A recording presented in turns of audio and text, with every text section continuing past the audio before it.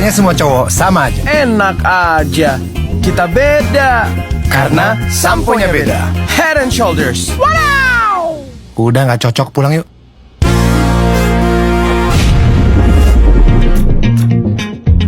Panas-panas begini, kita tetap bebas ketombe.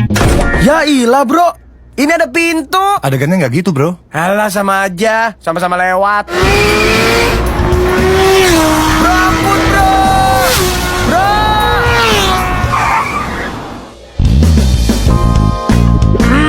Gak bisa. Ini gue bantuin. Pakai helm siren jadi ketombean. Kalau kita sih tetap bebas ketombe. Ya iyalah, cowok beda gitu loh. Gimana guys? Aku udah mirip sama Jo Salim belum? Mantap. Bro, Joe Taslim bro. Oh iya. Salim nih, Salim. Nah.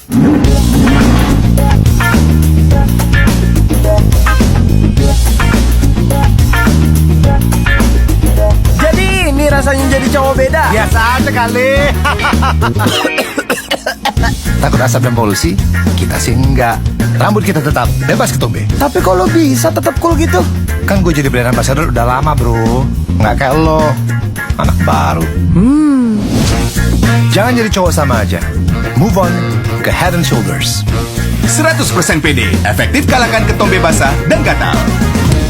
Cowok beda karena shampoo-nya beda. Beda kan gue. Move on ke Head and Shoulders.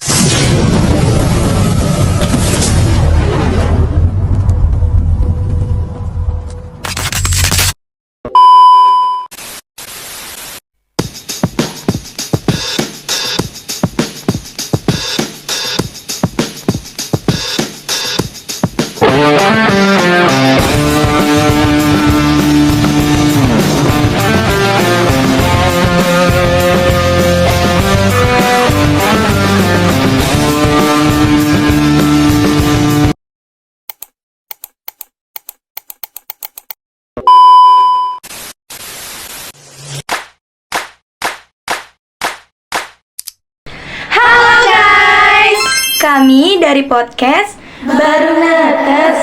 Sebelumnya saya akan memperkenalkan diri saya dan teman-teman saya untuk membahas podcast hari ini. Let's go! Perkenalkan, nama saya Alika Salsabila Azahwa. Perkenalkan, nama saya Ikhan Nur Afriani. Perkenalkan, nama saya Anggita Marharani. Perkenalkan, nama saya Asifah Tiara Anissa Putri. Oke, kira-kira kita mau bahas apa nih ya? Kita akan membahas Timun Mas. Pada suatu hari, di daerah Jawa Tengah, ada seorang janda parubaya yang tinggal sendirian. Ia sangat ingin memiliki anak, tetapi dia tidak bisa karena suaminya sudah lama meninggal. Oleh karena itu, dia selalu berdoa kepada Tuhan agar selalu diberikan oleh anak dan diberikan keajaiban. Dan Bu Sri ini membuat perjanjian kepada raksasa bahwa ia ingin sekali mempunyai seorang anak. Lalu sang raksasa memberi biji timun dan suruh menanamnya. Lalu Mbok Sri ini menanam sampai besar, lalu ia belah dan timbullah seorang bayi yang diberi nama Timun Mas. Kemudian semakin hari semakin besar Timun Mas beranjak dewasa. Alhasil Mbok Sri ini pun mengingat perjanjian yang ia janjikan dengan raksasa. Pada suatu hari di mana raksasa itu menagih janji kepada Mbok Sri ini, tetapi ia tidak ingin mengasih anak itu kepada raksasa itu. Lalu Timun Mas disuruh lari sejauh mungkin dari sang raksasa, dan Mbok Sri ini membekali sebuah biji timun, garam, jarum, dan terasi. Hingga akhirnya lah suatu hari tiba di mana raksasa itu menagih janji kembali. Dan hasil Timun Mas pun berlari ke hutan dengan sekuat tenaga, dan akhirnya ia berhenti dan ia menaburkan yang ia berikan oleh ibunya. Pertama yaitu dia menaburkan jarum. Kemudian dan ajaibnya jarum itu berubah menjadi tumbuhan yang dengan tumbuhan yang berjarum untuk melilit raksasa itu dan untuk menghambat langkah raksasa itu. Lalu sang raksasa waktu dilempar jarum oleh Timun Mas, dia terlilit oleh pohon-pohon, dan setelah itu Timun Mas ngelempar sebuah terasi dan menjadi genangan lumpur. Lalu sang raksasa tenggelam di lumpur terasi itu. Lalu belum kalah juga, terus sang raksasa memberi garam dan jadilah lautan, dan raksasa tenggelam sampai mati. Dan kemudian di akhir cerita itu Timun Mas pun itu akhirnya senang dan ia kembali pulang dengan selamat. Kemudian ia hidup bersama dengan ibunya. Dan Timun Mas bersama ibunya Mbok Srini hidup bebas karena sang raksasa sudah mati. Kenapa raksasa mengejar Timun Mas?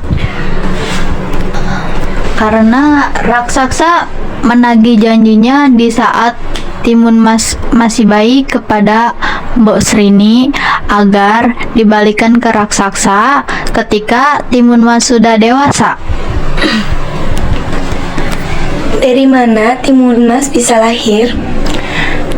Dari ia menemukan sebuah plastik di sebuah pohon yang ia temukan di hutan.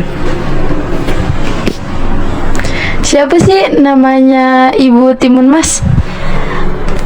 Bernama Mbok Srini.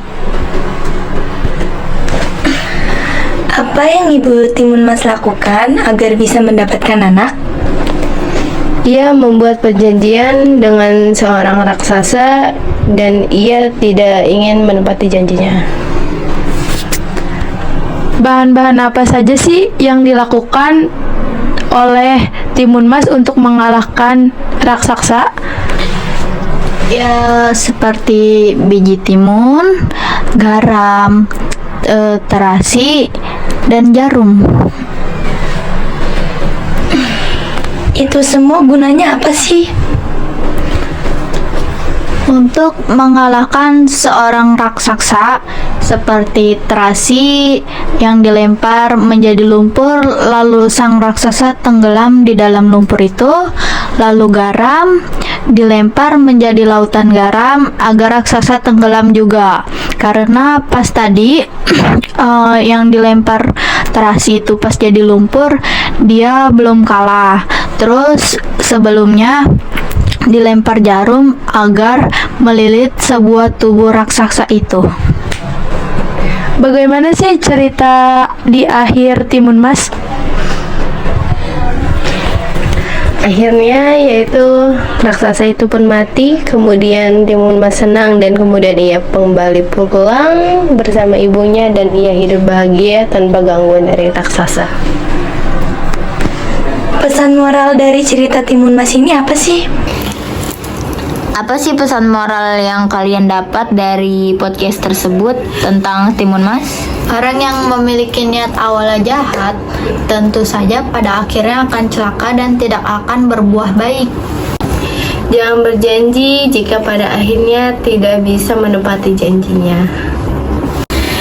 Tentang keberanian, ketekunan, dan kebijaksanaan dalam menghadapi rintangan hidup. Tidak mudah putus asa saat menghadapi sebuah rintangan.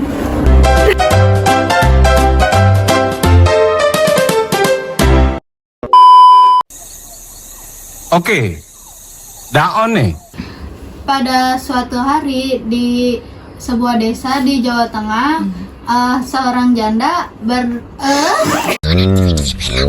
Macam tak betul je budak ni. Pada suatu hari di daerah Jawa Tengah ada seorang janda parubaya.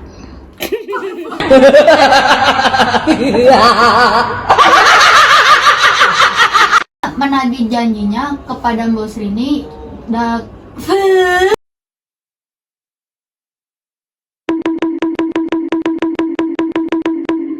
Ini dari podcast baru netes.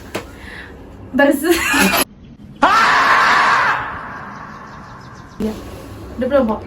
Kita ngasih biji timun dan ditanam oleh Mbok Serindi dan ditanam. Macam mana boleh jadi macam ni? Pada suatu hari di desa di Jawa Tengah ada seorang janda parubaya yang tinggal sendirian. Yang bernama Mbok Sri ini.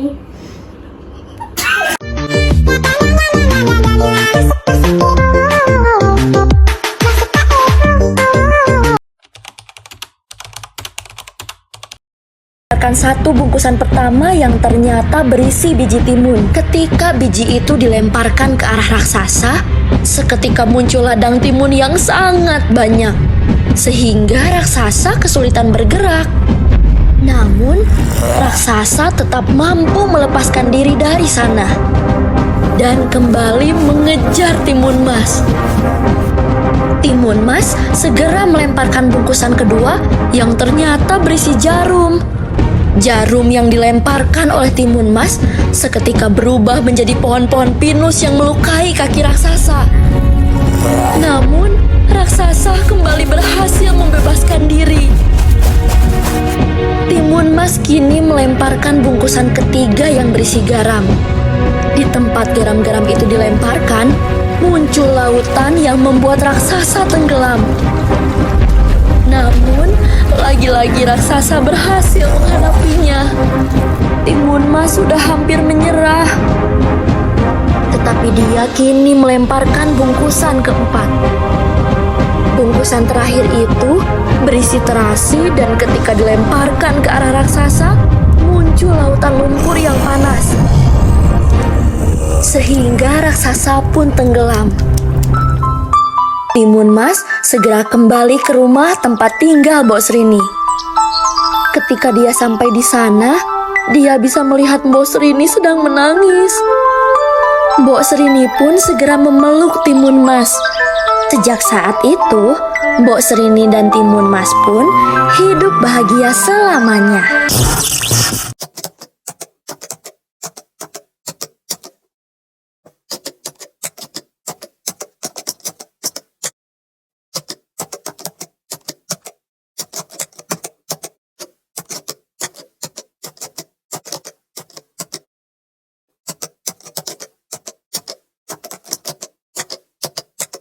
Kalau kita mau dapetin apa yang kita mau, kita juga harus siap lewatin hal-hal besar yang sebelumnya kita nggak pernah tahu.